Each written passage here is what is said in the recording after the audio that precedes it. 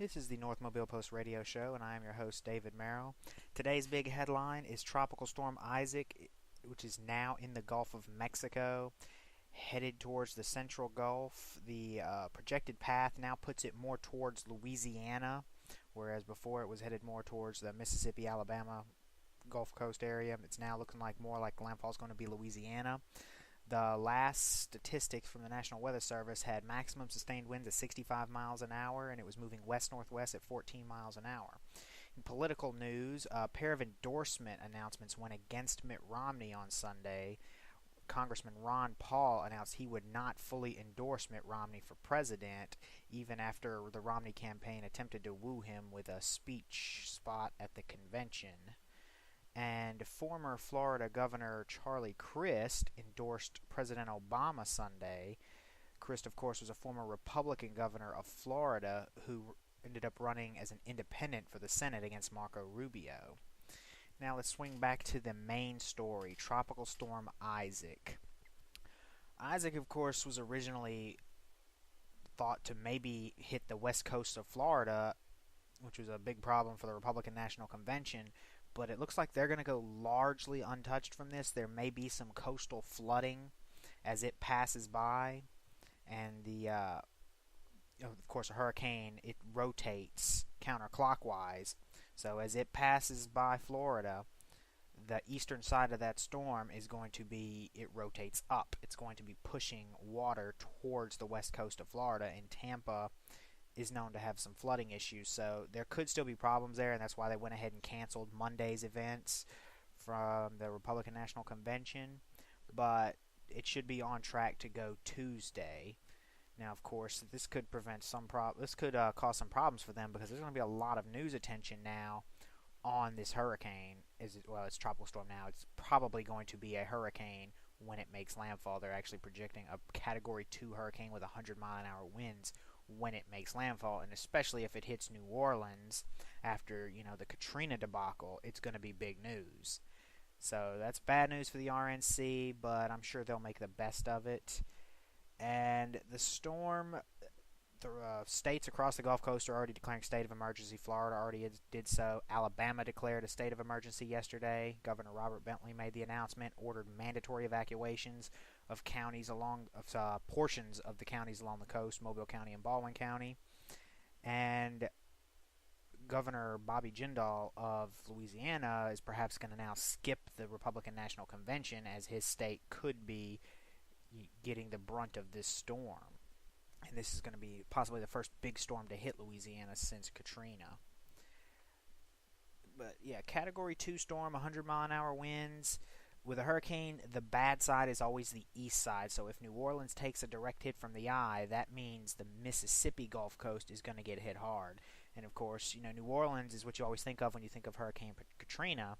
But the Mississippi Gulf Coast got hammered by Katrina. It was just obliterated. Biloxi, with all the casinos, it looked like a war zone. I drove through there after Katrina a couple of weeks later, and I've never seen devastation of that magnitude up close. I've seen, of course, tornado damage from the Midwest on the Weather Channel and on TV, and I've saw the footage from Hurricane Andrew, but what I saw firsthand from Katrina, what it did to the Mississippi Gulf Coast, it was just mind-blowing.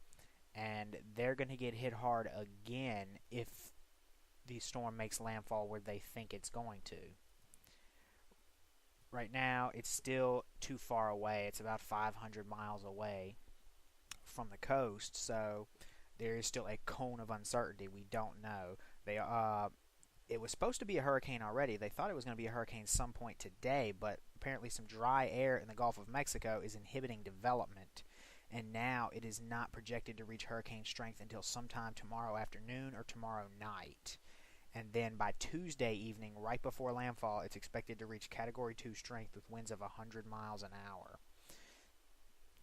That, of course, 100-mile-an-hour winds is nothing to laugh at, but that's not going to be too bad. The real danger here is, always the case with a hurricane, is the storm surge.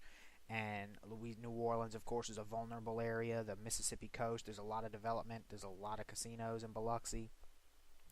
all of that is in danger if this thing comes, and as far away even as the Mobile Bay could get hit by a nice size storm surge. And that's why Mobile County issued mandatory evacuations for zones along the water, anywhere south of I-10 and east of Highway 43. And the same on the opposite sides in Baldwin County, south of I-10 and east of, I think it was, or west of Highway 98, I'm not sure. But yeah, so they're expecting storm surge on all of this area, from all the way from Louisiana, central Louisiana, to the Florida Panhandle is currently under a hurricane warning, which means hurricane conditions are expected within 36 hours. A hurricane watch was issued earlier, which meant they were possible within 48, but a warning means they should be occurring within 36 hours.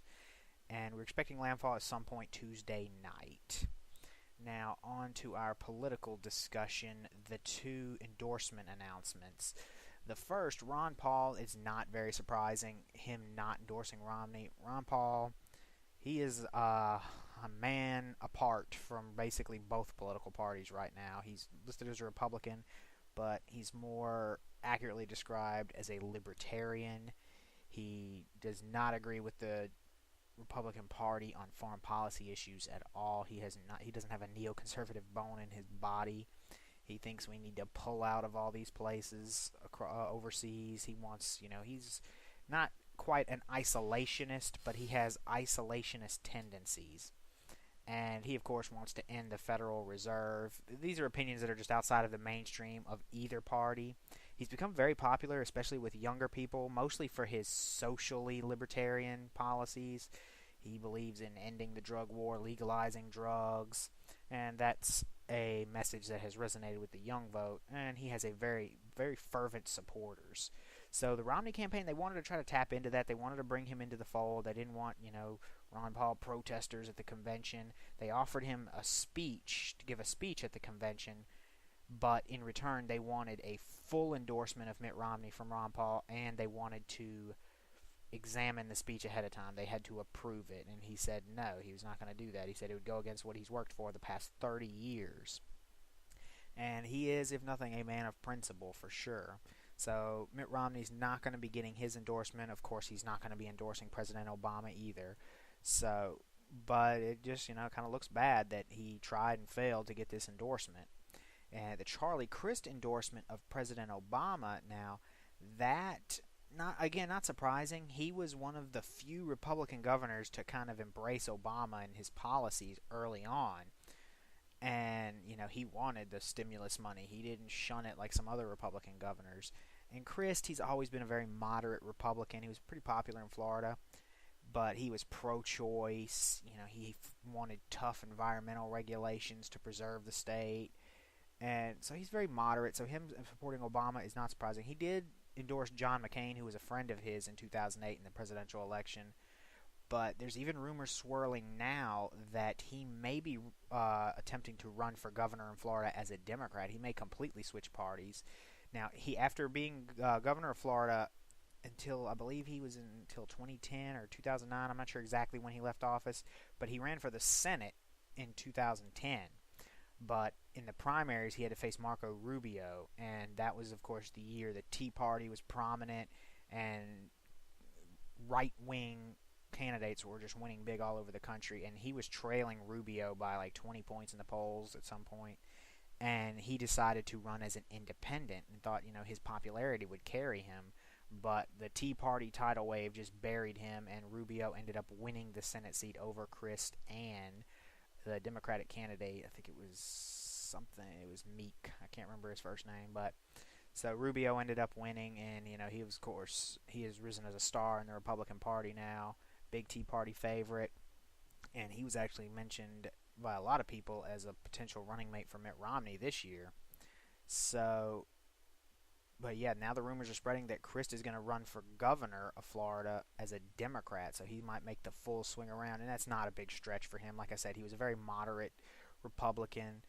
He has a lot of policy similarities with Democrats, so he would fit right in. And he would have a very strong chance of winning that race as well, because Rick Scott is not very popular in Florida. He won a very close race for governor, and his popularity has never taken off. And so Charlie Crist would have a very good shot at him.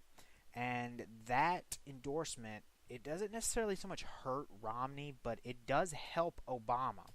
Florida's already been a tight race, and now with the selection of Paul Ryan as his as Mitt Romney's running mate, that put the whole Medicare debate on the table. And Florida has a large senior citizen population, and polling has shown even after Ryan's been out describing his plan and Mitt Romney's plan and defending it, that the public and even senior citizens trust Obama and the Democrats more with Medicare. So that could play big in Florida, and now getting the Crist endorsement just adds to that. I think that's not the biggest part. The Medicare argument is going to be the biggest factor in determining who wins Florida, but adding that on, that could just be the icing on the cake. And if I had to pick right now, I would say Obama is probably going to win Florida. I suspect just an advertising barrage on Medicare. You're going to see that ad over and over again with Paul Ryan, the Paul Ryan lookalike pushing Granny off the cliff. Expect to see that a lot if you live in Florida. And Mitt Romney, actually, he was on Fox News Sunday, this Sunday, yesterday, and he made, to me, his best argument he could against Obama, and did something I thought he should have done. One of his big accomplishments as governor was Romney Care, the health care he passed in as governor of Massachusetts, which, of course, he couldn't run on in the primaries because it's what Obamacare was based on, and Obamacare is unpopular. Republicans want to get rid of it, so Romney couldn't run on that. Well, he may have found a way to have his cake and eat it too, so to speak.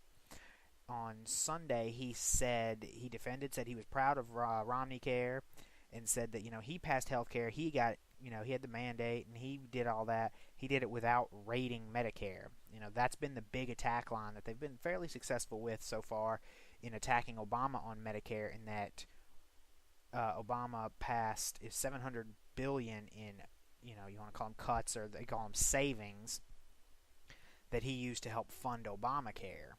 Now, this won't affect seniors. It's on the supply side, or the reimbursement side. It's coming out of doctors' pockets, so seniors will get the same benefits and all that. In fact, Obamacare actually expands their benefits. It closes the donut hole on prescription drugs, and those savings are going to expand the program for 8 years, I believe, because right now, as it stands, Medicare is going to run out of money in 2016, and with these savings, it'll go till 2024.